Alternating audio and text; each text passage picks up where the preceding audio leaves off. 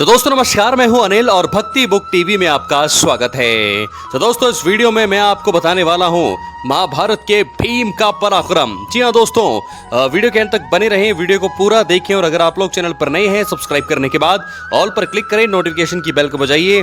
आइए बात कर लेते हैं आज की इस वीडियो की। तो दोस्तों महाभारत में भीम का नाम लेते ही अदम्य साहस और अतुलनीय शारीरिक बल का स्मरण होता है। भीम को पवन पुत्र माना जाता है, इसलिए उनके भीतर वायु के समान वेग और पर्वत के समान अडिग शक्ति का वास था।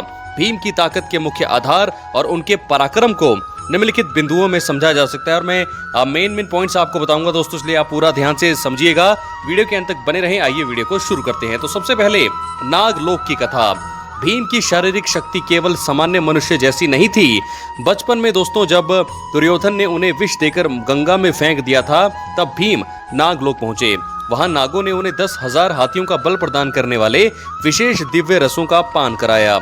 ये उनके अमानवीय बल का मुख्य रहस्य था, बहुत ही बड़ा एक रहस्य बनकर निकला। दोस्तों उसके बाद पाचन और ऊर्जा का केंद्र।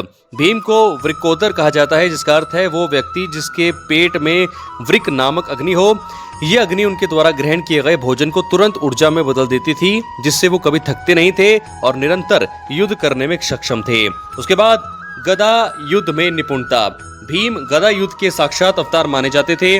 भगवान श्री कृष्ण के मुताबिक भीम की गदा के प्रहार में इतनी शक्ति थी कि यदि वो पूरी क्षमता से प्रहार भी करें तो पृथ्वी का संतुलन बिगड़ सकता था। जरासंध का वध।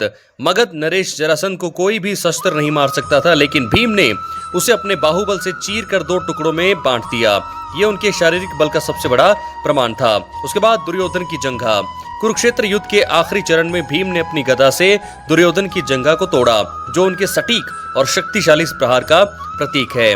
भीम केवल शक्तिशाली नहीं थे, बल्कि उनमें अपार सहन शक्ति भी थी। दोस्तों अज्ञातवास। विराट नगर में कीचक जैसे शक्तिशाली योद्धा को भीम ने मात्र अपने हाथों से कुचल दिया। उन्होंने कीचक के अंगों को शरीर के भीतर ऐसे मोड़ दिया था कि वो पहचानने योग्य भी नहीं रहा। राक्षसों का संहार। हिडिंब और बकासुर जैसे राक्षसों का वध करके उन्होंने अपनी शक्ति का लोहा मनवाया।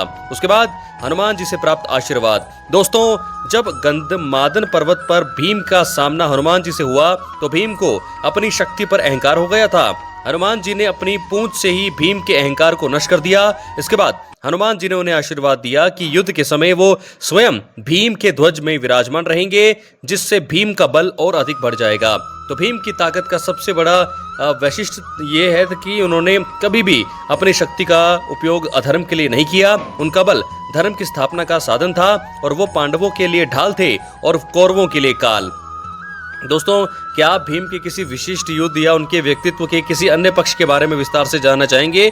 अगर जानना चाहेंगे तो कमेंट बॉक्स में आप कमेंट करिए, मैं ज़रूर अगली वीडियो इसी पर आपके लिए सामने लेकर के आऊँगा। लेकिन फिलहाल मैं और भी बातें कर लेता हूँ भीम के बारे में। तो महाभारत के महानायक और पांडवों में द्वितीय भीमसेन केवल शारीरिक बल का पर्याय नहीं थे, बल्कि वो धर्म, निष्ठा, अटूट भ्रातृ प्रेम और अन्याय के विरुद्ध प्रखर विद्रोह का प्रतीक भी थे। उनके व्यक्तित्व के विभिन्न पहलुओं और जीवन की जरूरी घटनाओं का विस्तार पूर्वक विवरण नीचे दिया गया है। भीम का जन्म और दिव्य बल का रहस्य।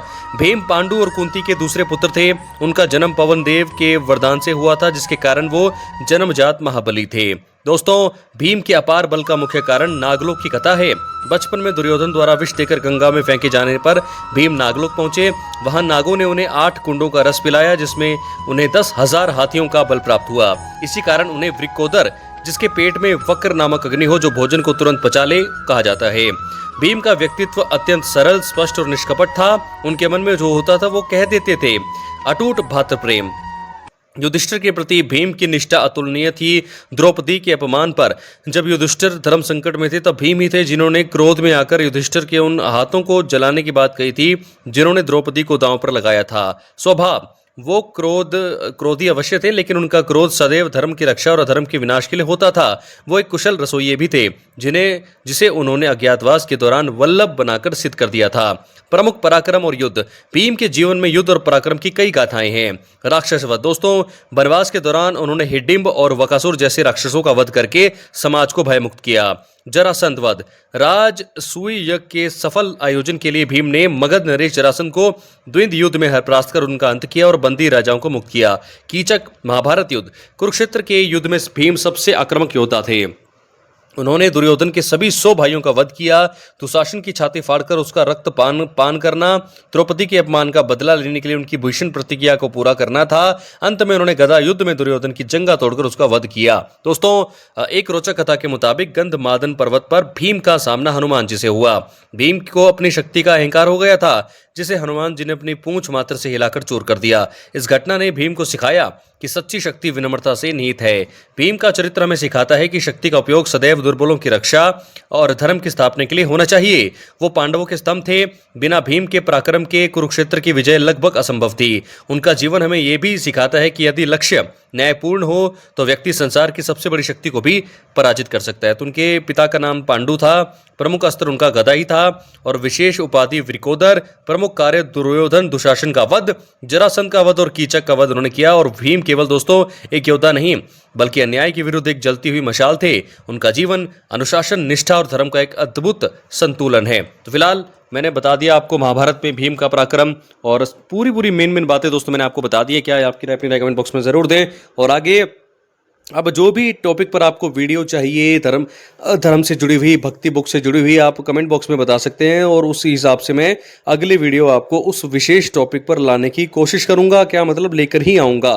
तो ज़रूरी जो है आप जिसके भी बारे में जानना चाहते हैं, चाहे वो देव हो, चाहे वो राक्षस हो, चाहे वो प्रसिद्ध ज्योतिर्लिंग हो, चाहे वो मंदिर हो, कोई भी भव्य मंदिर हो और कोई भी अच्छी जगह हो, धार्मिक जगह हो और चार धाम यात्रा हो, किसी भी भगवान के बारे में, देवी देवताओं के बारे में अगर आपको जानना है तो कमेंट बॉक्स में दोस्तों आप बताइएगा ज़रूर। जो मैं आपके सामने बड़ी जल्दी वीडियो उसकी लेकर के आऊँगा।